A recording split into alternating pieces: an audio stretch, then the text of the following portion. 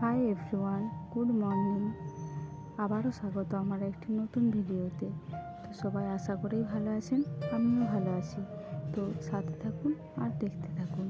তো এখন বাজে সকালে 7:30 নাগাদ। তো এখন থেকেই আমি আমার ভিডিওটি শুরু করছি।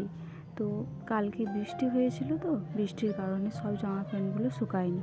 তো সেই জামা প্যান্টগুলোই ছাদে মেলতে এসেছি। তো নিচে যেয়ে দেখি সোনামও ঘুমিয়ে গেছে। কত পাকা বুড়ি দেখো, নাকে হাত দিয়ে ঘুমাচ্ছে। তো ওকে মশারিটা দিয়ে দিলাম, না হলে তো মশা লাগবে। আর কালকে কতগুলো ভিজে জিনিস সোনা মায়ের জামা প্যান্টগুলো ওই ডান্ডা দিয়ে মিলেছিলাম, তো সেগুলোই একটু রোদে দিয়ে দেবো, সেই জন্য রাখলাম। তো আগে পর্দাটা গুটিয়ে নিই। পর্দাটা না গুটলে না ঘরটা অন্ধকার অন্ধকার লাগে, তো পর্দাটা গুটিয়ে দিলে একটু আলো লাগে। তো সেই কারণেই পর্দাটা গুটিয়ে দেবো। তো ওই যে পলিথিনটা ছিল না, ওই পলিথিনটা হচ্ছে সোনা মায়ের পাপা কালকে ফোনটা চার্জে দিয়েছিল। কি বুদ্ধি দেখুন, কোথায় পলিথিনটা টাঙিয়ে চার্জে দিয়েছে। তো আমি কাল অতটা লক্ষ্য করিনি, আজ দেখলাম। তো ওইখানেও মাঝে মাঝে চার্জে দেয়, সেই জন্যেই বুঝলাম যে ফোনটাই চার্জে দিয়েছিল।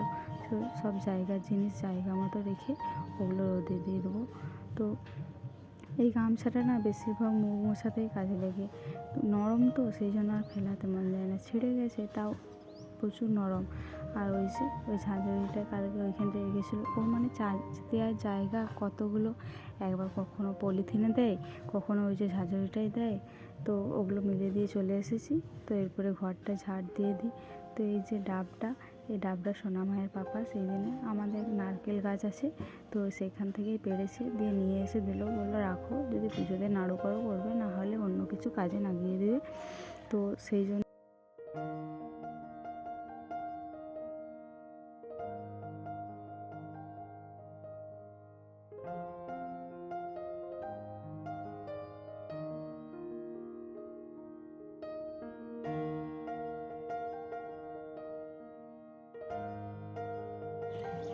আলমারির তলাটাতে রেখেছি, যাতে কেউ মানে নজর কাড়া না হয়।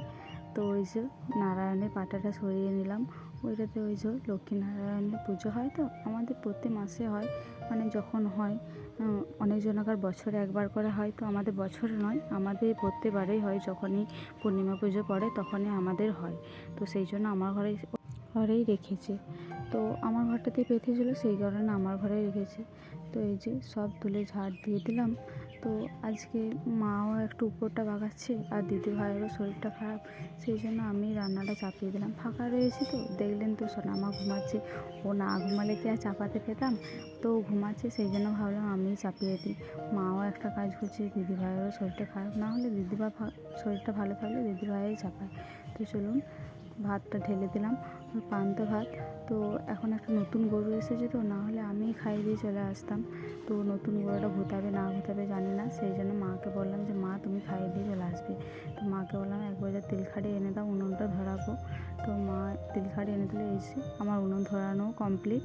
তো দাদুর জন্য আলো চাল ঘেটেছিলাম, সেই দিনেই তো দেখালাম দাদুর জন্য প্রতিদিন সকালে যাই কিছু করি। দাদু না মুড়ি চিবাতে পারে না, দাঁত নেই, তো সেই জন্য দাদু বলে নরম কিছু খাবার চেষ্টা করে।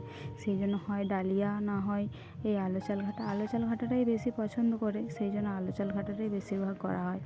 আলো চাল ঘাটাটা আজারে এই যে এগুলো বাগিয়ে নিলাম, এগুলো সব এবারে কলপাড়ে ধরতে যাব। তো তার আগে গ্যাসটা মুছে নিই, আর দুধটা তাতাতে দিয়ে চলে যাব। দুধটা অল্প কমিয়ে দেবো, সেই জন্য তাহলে মানে সুবিধা হবে, অতটা উতুলে পড়ে যাবে। এটা না হলে বাড়িয়ে দিয়ে গেলে না উতুলে পড়ে যায়, জানেন তো। তো গ্যাসটা আগে মুছে নিই। তো গ্যাসের ওই ওভেনের ওই চারদিকে ডান্ডাগুলো থাকে না, ওগুলো একটা পাতলা হয়ে গেছে দেখলাম। তো ভাবলাম সোনামায়ের পাপাকে বলবো বা বাবাকে বলবো যেন মানে নতুন আনে, না হলে না ওটা ভেঙে যাওয়ার ভয় রয়েছে দেখছি। তো সেই কারণে তো এই যে আমার মোছাও কমপ্লিট হয়ে গেছে, এরপর দুধটা তাতে দিয়ে কলপাড়ে যাব।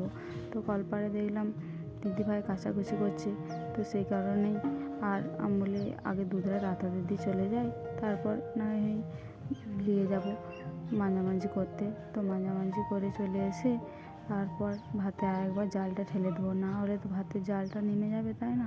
সব দিকে তো নজরটা রাখতে হবে। ভাবলাম কেটলিটাও মেজে দেবো, কিন্তু কেটলিতে দেখলাম 1 কাপের মতো চা রয়েছে। মাকে শুধু বললাম, মা তো মুড়ি খাবে, এখনও তো চান করেনি, ঠাকুরকে জল দিয়ে তো মুড়ি খায়। তো মাকে শুধু বললাম, মা চাটা খাবে কি? মা বললো, হ্যাঁ আমি মুড়ি খাওয়ার সময় খেয়ে নেবো, তারপর একেবারে ধুয়ে নেবো। নাহলে ভাবলাম কেটলিটাও নিয়ে চলে যাই, তাহলে সব একবারই ধোয়া হয়ে যাবে, ঘরটা পরিষ্কারও হয়ে যাবে। ঘর পরিষ্কার থাকলে কি সুন্দর দেখতে লাগে বলুন। তো চলুন এগুলো ধুয়ে নিয়ে চলে আসি। এই যে আমার সবজি ধোয়া হয়ে গেল। তো আজকে সবজি হবে বেগুনে, আলুতে, সারতে, আর পটলে একটা সবজি হবে, আর এই যে ওলের টক হবে, আর তিলে ঝিঙে হবে। তো ঠাকুমা বলছিল একটা ডাল দিবি আর এই সবজিটা চাপ চাপ করবি। তো আমি আর মা বললাম, না না, একই তো আজকে বেলা হয়ে গেছে, তো মাও ওই দিকটা পাকাচ্ছে, তো আজকে এইটাই থাক, ওই সবজিটাই একটু লদলদে করে দেবো, আর ডাল দিতে হবে না। তো মা বারণ করছিল বাটাবাটি করতে। ওই যে ওইটাতে তিল ভিজানো আছে, তিলে ঝিঙে হবে বললাম না। তো মা বললো, তুই তিলটা বাটতে পারবি না, আমি তিলটা পরে বেটে দেবো, তুই তিলটা রেখে দে। তো তুই যদি আদা রসুনটা বাটবি তো বেটে নি। তো সেই কারণে আমি আদা রসুনটা বেটে দিই। যতটা এগিয়ে রাখবো ততটাই তো মায়ের তো সাহায্য হবে, মায়ের তো এসে পরে তাড়াতাড়ি হবে, তাই না? সেই জন্য আমি বাটাবাটি করে রেখে দিচ্ছি, কিন্তু যতটা পারি করার চেষ্টা করি। তো আমাদের রসুনটা না একটু থেতো করে ছিঁচে করে রেখে দিই, পুরোটা পেস্ট করি না। বলে যে একটু থেতো করে ছিঁচলে নাকি তরকারির স্বাদ বেশি হয়। তো জানি না, আমিও এইভাবেই রান্না করতাম যখন রান্না করতাম। তো সোনামা যখন থেকে পেটে এসছে আমি আর রান্নাশালে ঢুকিনি, তো আজ আবার রান্নাশালে ঢুকেছি। তো সেই কারণে থেতো করেই আমাদের রসুনটা রান্না করা হয়। তো পেঁয়াজগুলো ভালো করে ধুয়ে নিলাম। ভাবলাম প্রথমে পেঁয়াজগুলো একটু ছিঁচে নেব। আমি আর দিদি রান্না করলে বেশিরভাগ পেঁয়াজটাকে ছিঁচে করেই সবজি বসাই। তো মা বলে, না, আমি যখন রান্না করবো আমার পেঁয়াজগুলো ছিঁচবি না। সেই জন্য মা বারণ করলো, সেই জন্য আর ছিঁচলাম না, সেই জন্য রেখেই দিলাম। আমি যে মা রান্না করবে, মা নিজের সুবিধা মতো রান্না করবে। যে রান্না করে তার নিজের যদি সুবিধা না হয় তাহলে রান্না করতে মন যায় না, দেখবেন। তো সেই জন্যই ভাবলাম যে না, মা যখন রান্না করবে থাক। তো এই যে আদাটাও বেটে নিই। তো এই নোড়াটা না অনেক ছোটো, আমার হাতগুলো ছোটো ছোটো, তো সেই জন্য আমার বাটতে সুবিধা হয়, কিন্তু দিদির আর মায়ের একটু অসুবিধা হয়। একটা নোড়া আনা আছে, তো ঘষা হয়নি, বলে যে নোড়াটাকে প্রথমে ঘষতে হয়, না হলে বাটা যায় না ভালো, সেই কারণে ঘষা হয়নি। আর একটু আদার ছালটা ছিল, সেই জন্য ছালটা ফেলে দিলাম, মানে শেষকালে যে বেটে পরে যে ছালটা হয়েছিল ওই ছালটা ফেলে দিলাম। ওইটা তো আর তরকারিতে দিলে ভালো লাগবে না, মুখে তো ছিপে ছিপে করা লাগবে, সেই কারণে ফেলে দিলাম।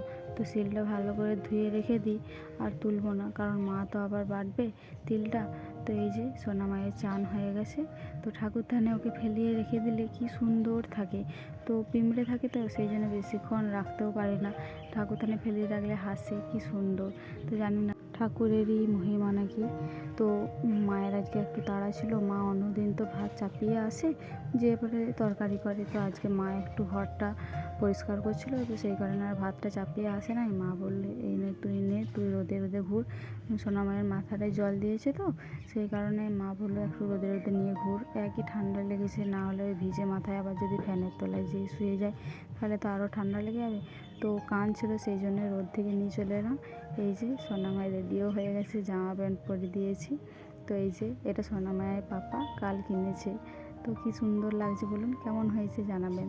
তো ওকে টিপটা পরে দিলাম, টিপটা পরাতে না প্রচুর জ্বলন, মানে কিছুতেই পরতে চায় না, এই বাঁকা বুকে কোনোদিনও গোল আমি টিপ দিতে পারি না। তো